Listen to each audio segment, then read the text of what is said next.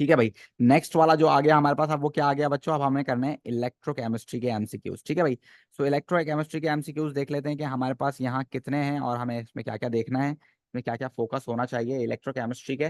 सो पहला एमसीक्यूज जो मेरे पास यहाँ मौजूद है बच्चों, वो क्या कह रहा है, the diagram shows the electrolysis of aqueous copper 2 sulphate using copper electrodes. भाई ये बहुत इंपॉर्टेंट है यार, ये वाली जो इलेक्ट्रोलिसिस है ना, ये बड़ी इंपॉर्टेंट है। आपको याद रखना है कि when you are using copper electrodes, तो आपको ये पता होना चाहिए कि एनोड डिसॉल्व होगा, और क्योंकि कॉपर यूज किया तो copper is less reactive than hydrogen, तो कैथोड पे कॉपर डिपॉजिट होगा। तो पॉजिटिव इज एनोड, यहां पर आपके पास एनोड क्या होगा बच्चों, एनोड डिसॉल्व होगा, और आपके पास कैथोड क्या होगा बच्चों, कैथोड पे मास डिपॉजिट होगा। ठीक है ना। तो you need to keep remember this, and one more thing that you need to know is that electrodes are already made up of copper. ये भी किसके बने हुए हैं बच्चों, कॉपर के ही बने हुए हैं। तो कुछ ना कुछ कॉपर का मास पहले से भी है, और यहां पर कॉपर डिपॉजिट हो रहा है तो मास बढ़ेगा, यहां पर कॉपर डिसॉल्व हो रहा है तो मास कम होगा। So they are asking which graph shows the change of cathode mass during electrolysis. तो भाई cathode is already made up of copper, तो कुछ ना कुछ मास तो इसका ऑलरेडी है, तो this would not be the right answer. And decrease नहीं हो रहा है, इंक्रीज हो रहा है, and this would not be the right answer, क्योंकि कांस्टेंट तो नहीं है, कॉपर जाके डिपॉजिट हो रहा है।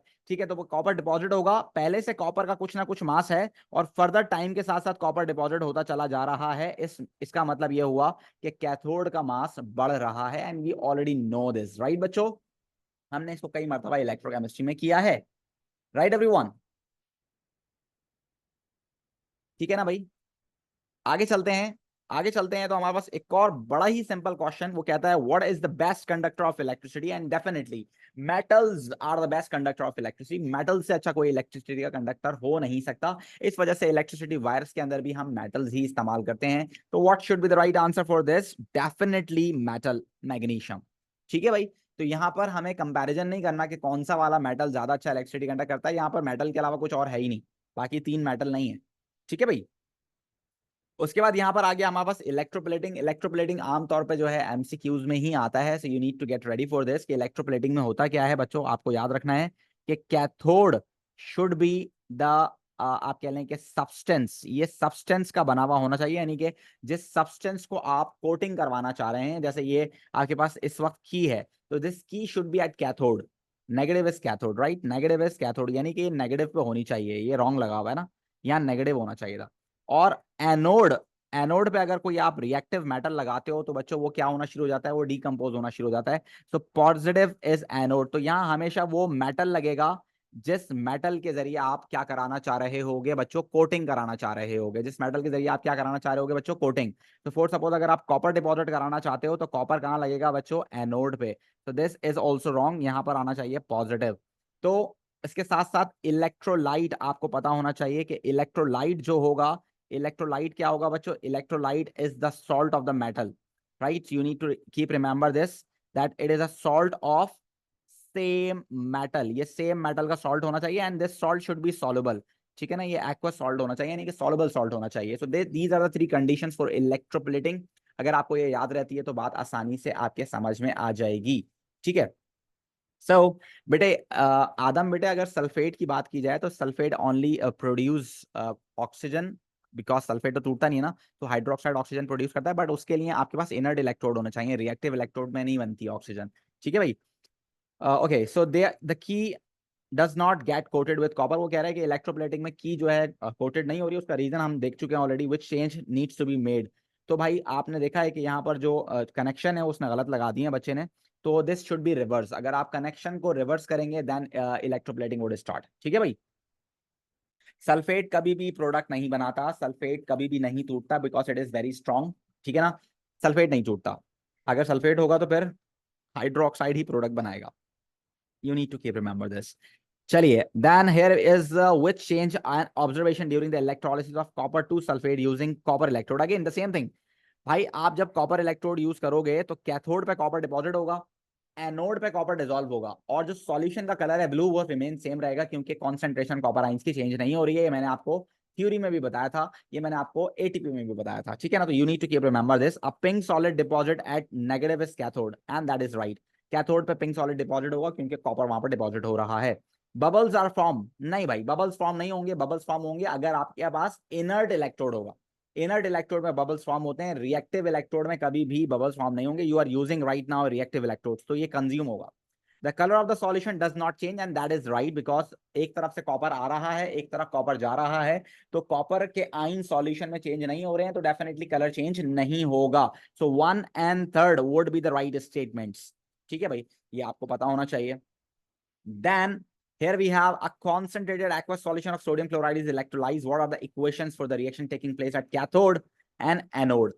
तो भाई आपके पास सोडियम क्लोराइड है और उसका सॉल्यूशन है, उसका एक्वस सॉल्यूशन है। Sodium is more reactive element, तो जब भी सोडियम की बात करेंगे तो कैथोड पे कभी भी सोडियम नहीं आएगा। अगर एक्वस सॉल्यूशन है तो हाइड्रोजन बनेगा।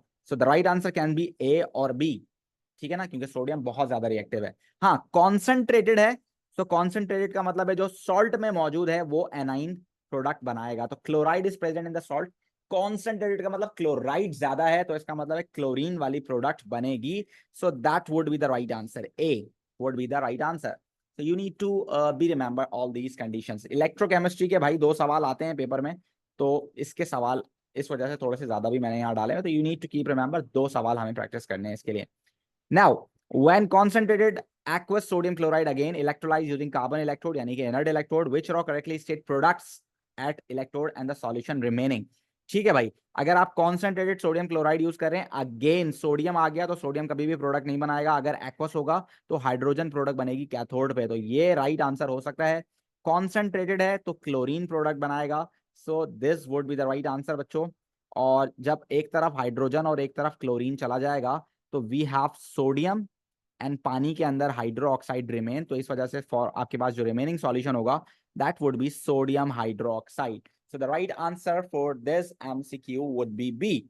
जी बच्चों, कोई सवाल पूछना चाहते हैं तो आप लोग पूछ सकते हैं। आपको पता होनी चाहिए ये बात कि पहले सारे सवाल मैं कराऊंगा, उसके बाद आपसे सवाल पूछूंगा, तो during the class raise hand मत किया करें। जब मैं सारे करा दूंगा तो आपसे पूछ लूंगा 1 by 1, ठीक है भाई।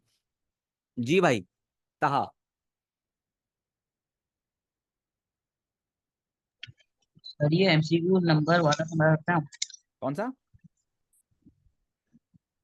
MCQ number 3। 3 पे कहाँ चलेगा भाई, इलेक्ट्रोकेमिस्ट्री की बात कर रहे हैं अभी हम। आपने कहा था 2 सवालों पूछ लो। बेटा जो सवाल जिस टॉपिक से हो उसकी रिकॉर्डिंग खत्म हो गई ना, अब ये वाली रिकॉर्डिंग कर रहे हैं, तो आप उसके बाद पूछ लेना, क्लास के एंड में पूछ लेना। अच्छा मेरी बात समझाया 12। जी बेटे, इब्राहिम खलील।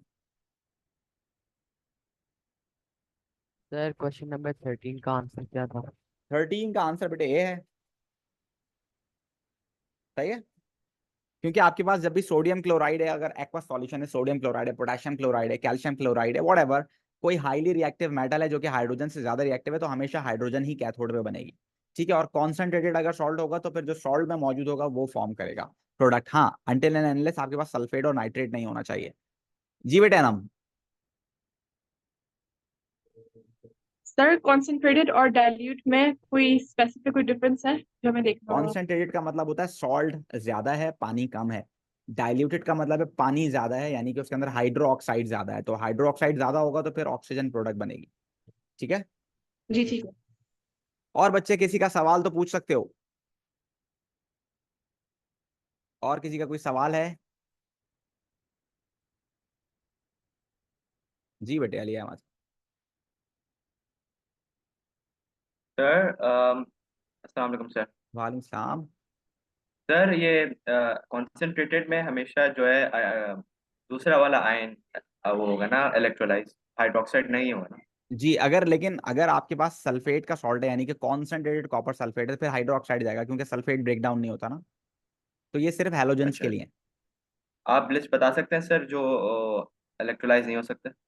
सल्फेट और नाइट्रेट नहीं होते। सल्फेट और नाइट्रेट अगर किसी सॉल्ट में मौजूद हैं तो ये कभी भी प्रोडक्ट नहीं बनाएंगे, इवन आपके पास सॉल्यूशन कॉन्सेंट्रेटेड हो चाहे डाइल्यूटेड हो, हमेशा फिर प्रोडक्ट जो है हाइड्रो ऑक्साइड बनाएगा और प्रोडक्ट बनेगी ऑक्सीजन। सही है।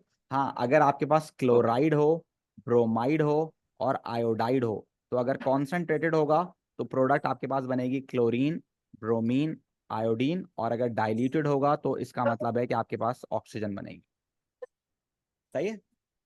Okay sir, thank you. Carbonate की भी बात नहीं करते बेटे अली असलम।